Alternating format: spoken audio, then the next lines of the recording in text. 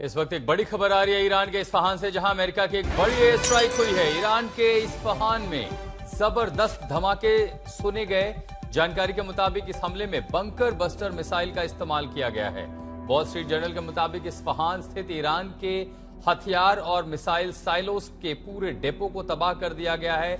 Isfahan Iran के परमाणु कार्यक्रम का अहम केंद्र है, साथ ही उसके मिसाइलों के जखीरे भी इस इलाके में सबसे ज्यादा हैं।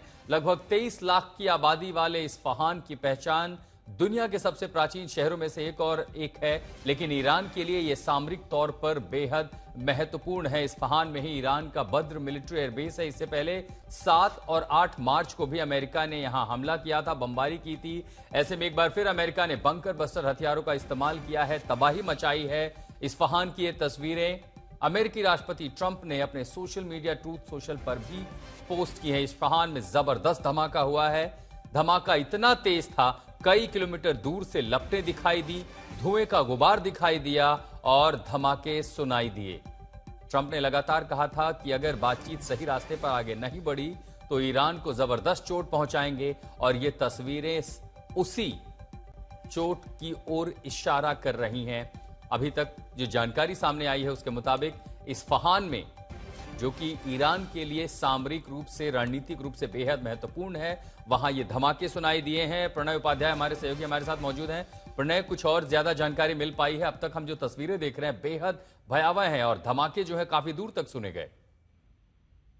निश्चित रूप से जब इतने ज्यादा ताकतवर बमों का इस्तेमाल किया जाए, जब आग की लपटें इतनी ऊंचाई तक उठ रही हो, तो निश्चित रूप से आप अंदाजा लगा सकते हैं आशुतोष के कितना नुकसान भी वहां पर हुआ होगा। और एम्यूनिशन डिपो को टारगेट किया गया है, यानी न केवल आसमान से बारूद गिराया गया है बल्कि बारूद पर बारूद गिराया गया है, और इसके कारण धमाका काफी जबरदस्त इस्फहान के अंदर हुआ है। और अगर आप देखें तो बीते 24 घंटों के दौरान तमाम जो बातें, तमाम जो चर्चाएं चल रही थी डिप्लोमेटिक एंगेजमेंट की, उसके बावजूद एक इंटेंसिफिकेशन देखा जा रहा है इस ऑपरेशन के अंदर। न केवल अमेरिका बल्कि इजराइल की जो डिफेंस फोर्सेज हैं उनकी तरफ से भी कहा गया है कि हमने बीते 24 घंटों के दौरान करीब 170 टारगेट जो हैं उनको उन पर स्ट्राइक की हैं, और करीब 400 जो एम्यूनिशन है, 400 जो बम है, उनका इस्तेमाल किया गया है बीते 24 घंटों के दौरान ही।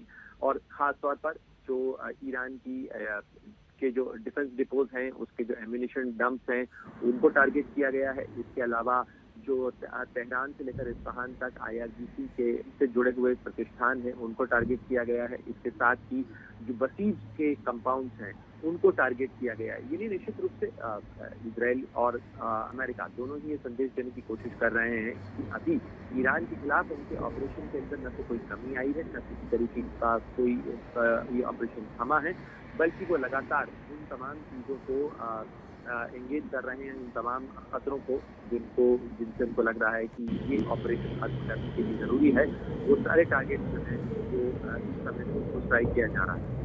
और उसी स्ट्राइक की तस्वीरें में हमें दिख रहा है, आपको धमाके सुनवाते देखिए कितने जबरदस्त धमाके इस्फहान में सुनाई दिए जब इस पूरे एम्यूनिशन डिपो को अमेरिकी एयर स्ट्राइक में ध्वस्त किया गया। तो इस्फहान का यह इलाका जहां पर अमेरिकी एयर स्ट्राइक हुई है,